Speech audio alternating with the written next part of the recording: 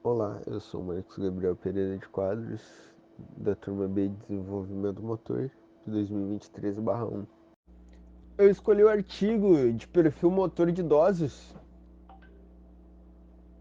com a busca de existe um exercício mais eficaz de Patrícia Espíndola Mota Venâncio, Sidney Sanches Nascimento Silva e Irancé Oliveira Silva. O artigo foi publicado na revista Ceros e o link para acessar ele está aqui na descrição. A psicomotricidade é uma área interdisciplinar que estuda a relação entre os aspectos psicológicos e motores do ser humano.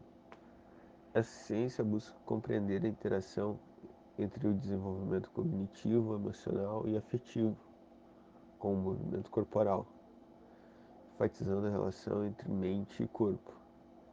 É cabível salientar que desde as fases mais tenras até a maturidade, é possível a aquisição e aperfeiçoamento de valências físicas, bem como os processos mentais, e esse aperfeiçoamento depende diretamente de estímulos psicomotores que o indivíduo recebe.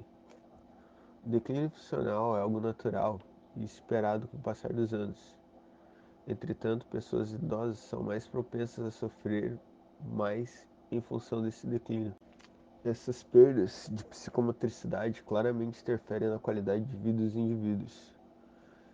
Com a ideia de entender como minimizar as perdas, o trabalho verificou o perfil motores de idosos sedentários e ativos, participantes de diferentes atividades. A metodologia do estudo foi em desenho descritivo correlacional.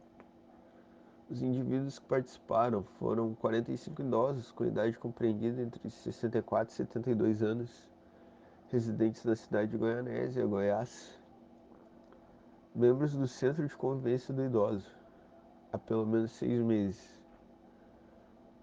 Foram separados em 3 grupos de 15 participantes cada, o grupo sedentário, o grupo da musculação e o grupo da hidroginástica. E eles estavam nessas atividades pelo menos 3 vezes na semana, no mínimo 6 meses. Após a seleção dos idosos, foi realizado um agendamento individual para a realização dos testes motores em espaço público, utilizado para a convivência dos idosos, e cada avaliação durou em média 45 minutos. Foi usada a escala de desenvolvimento motor de Rosa Neto, que consiste em testes de coordenação motora global, equilíbrio, esquema corporal, estruturação facial, estruturação temporal, classificação geral da bateria. O teste é realizado em 11 níveis, e para cada nível existe uma pontuação e classificação, sendo que igual ou menor que 69 pontos é considerado muito inferior, entre 79 e 70 pontos inferior, entre 89 e 80 normal baixo, entre 109 e 90 normal médio, entre 119 e 110 normal alto, entre 129 e 120 superior e igual ou maior que 130 pontos muito superior. Para verificar a normalidade da distribuição dos dados, foi utilizado o teste de Kolmogorov-Smirnov. Os dados são apresentados através da estatística descritiva, utilizando-se do percentual. O teste de Kruskal-Wallis foi utilizado para verificar as diferenças entre as atividades do grupo da musculação, grupo sedentário e grupo da hidroginástica. O teste de Mann-Whitney foi utilizado para verificar a diferença entre os sexos. Utilizou o software SPSS do Windows, a versão 21.0, e o nível de significância adotado foi o de P igual ou menor que 0,05, sendo que o teste de KS é utilizado para comparar o quão próximos são os dados amostrais de uma distribuição de probabilidade de referência. E o teste de Kruskal-Wallis é utilizado em situações onde queremos comparar mais de 2 grupos independentes de tamanho igual ou não, com variável resposta quantitativa. O teste de Mann-Whitney é indicado para a comparação de 2 grupos não pareados, para verificar se pertence ou não à mesma população, e que não foi verificado se tem uma diferença significativa entre as médias dos dois grupos. E o SPSS é um software aplicativo do tipo científico, de pacote estatístico para ciências sociais. Essa tabela aqui mostra a classificação em porcentagem dos idosos quanto aos componentes motores e constatando uma diferença significativa entre os grupos avaliados na coordenação motora, no equilíbrio, no esquema corporal, na classificação geral,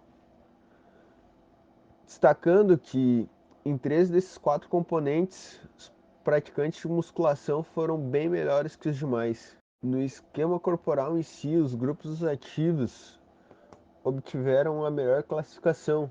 No entanto, é importante observar que na coordenação motora e no equilíbrio, aqueles que faziam hidroginástica apresentaram os piores resultados, levando em consideração a classificação em percentual da diferença entre os sexos, considerando só os componentes da tabela 2, equilíbrio corporal, estruturação espacial, estruturação temporal, classificação geral, os homens apresentam melhor classificação de forma significativa,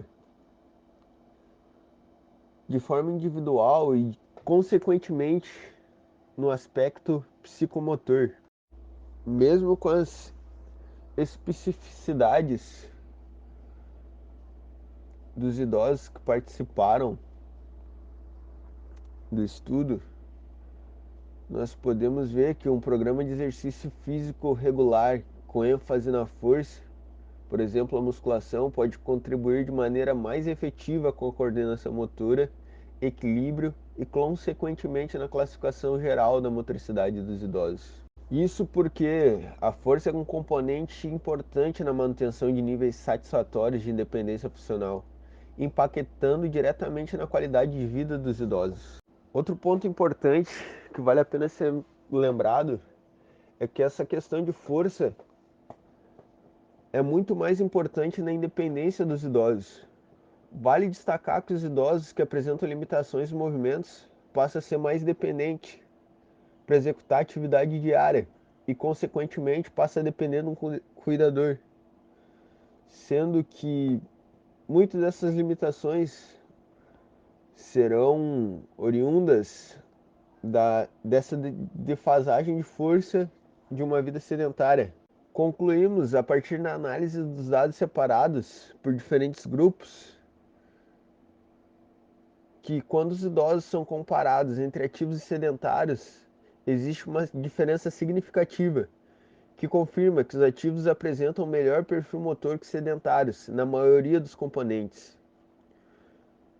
Contudo, ficou evidenciado que os idosos praticantes de musculação mostram-se melhor que os demais participantes na maioria dos componentes. E em relação ao sexo, os homens estão significativamente melhores que as mulheres nas classificações de esquema corporal, estruturação espacial, estruturação temporal e na classificação geral. Correlacionando com a aula, o estudo refletiu exatamente o que foi discutido na última aula que tivemos sobre envelhecimento. Apesar dele apresentar uma ideia mais superficial do mesmo tema que nós discutimos, podemos afirmar que o conhecimento empírico da turma, que foi corroborado pela professora, foi confirmado quando colocado em análise.